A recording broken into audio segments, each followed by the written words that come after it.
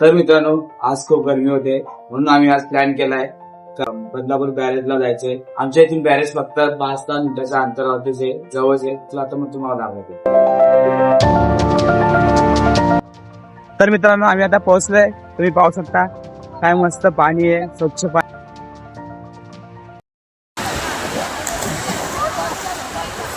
तिथं खूप मजा येते, तुम्ही पाहू शकता. फुल एन्जॉय करतोय आम्ही.